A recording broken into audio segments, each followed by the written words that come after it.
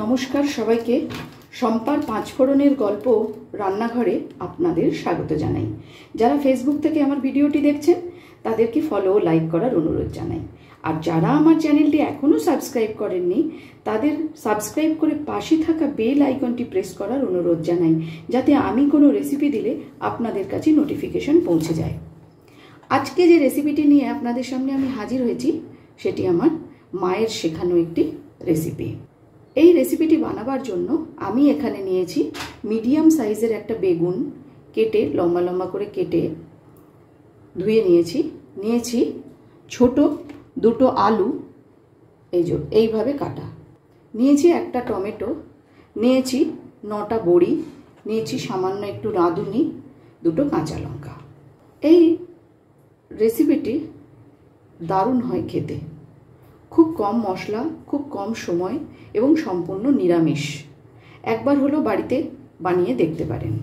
চলুন দেখে নেওয়া যাক আমার মূল রেসিপি। কড়াই গরম হয়ে গেছে, কড়াইয়ের মধ্যে দিয়ে দিচ্ছি আমি সর্ষের তেল। এই রান্নাটা কিন্তু পুরো সর্ষের তেলেই হবে। তেল গরম হয়ে গেছে, তেলের মধ্যে এবার আমি একে একে বেগুনগুলো দিয়ে একটু ভেজে নেব।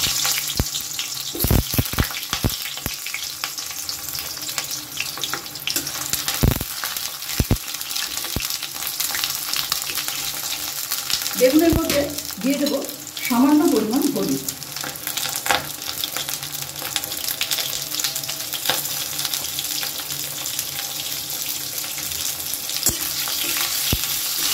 এই হলুদ দেওয়া অবস্থায় এটাকে একটু ভালো করে আমি লালচে করে ভেজে নেব। এবার বেগুনগুলোকে আর একটু উল্টে দেব। বেগুনগুলো বেশ ভালো করে আমি ভেজে নিয়েছি, এবার এগুলোকে আমি নামিয়ে নেব।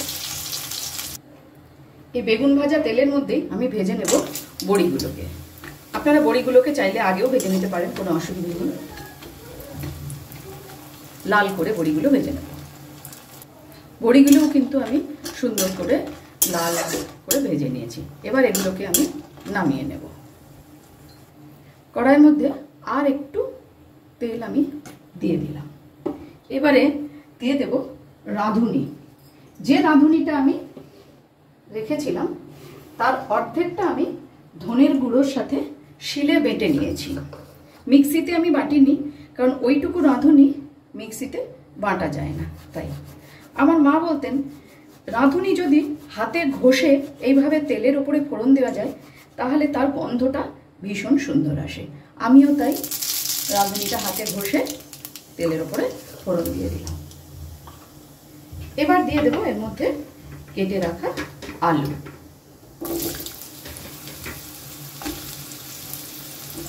আলুটাকে দিয়েও আমি খুব ভালো করে একটু ভেজে নেব।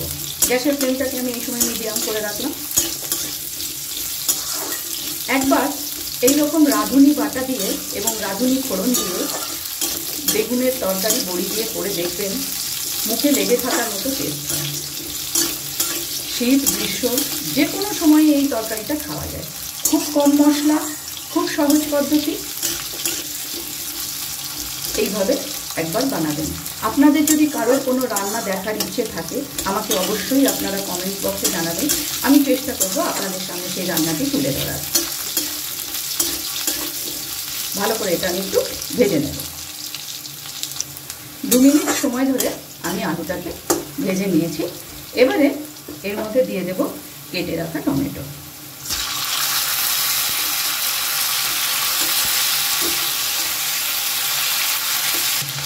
এবারে দিয়ে দেব স্বাদ অনুযায়ী নুন।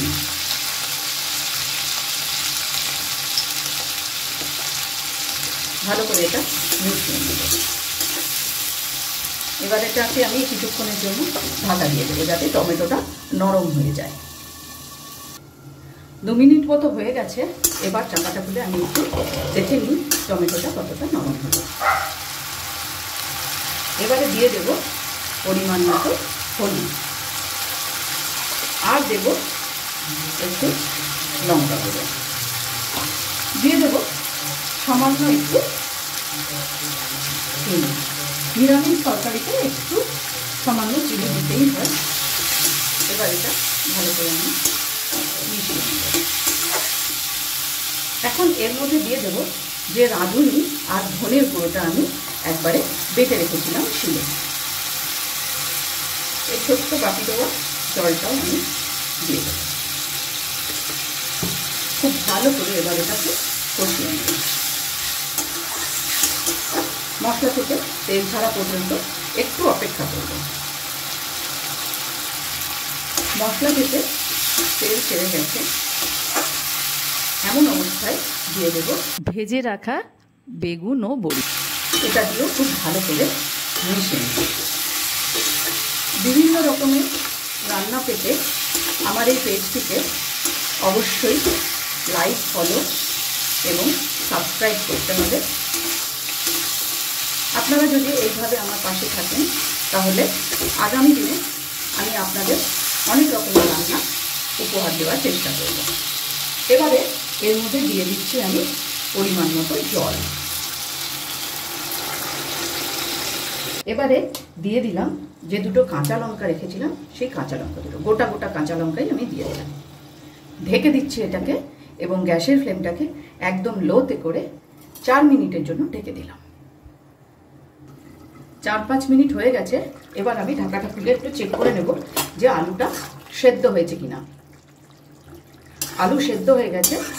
এবার এটাকে আমি নামিয়ে নেব। নামাবার আগে আমি এর মধ্যে দিয়ে দেব সামান্য একটু শুকনো আটা। এটা দিয়ে ভালো করে আমি এটা মিশিয়ে নেব। এটা হয়ে গেছে। এবার এটাকে আমি নামিয়ে নেব। তৈরি হয়ে গেল শুধুমাত্র রাঁধুনি বাটা দিয়ে একটি অসাধারণ বেগুনের রেসিপি। ভিডিওটি আপনাদের কেমন লাগলো অবশ্যই কমেন্টস করে জানাবেন। আজ তাহলে এই পর্যন্তই। দেখা হচ্ছে সামনের ভিডিওতে অন্য কোনো রেসিপির সাথে। ভালো থাকবেন, সুস্থ থাকবেন।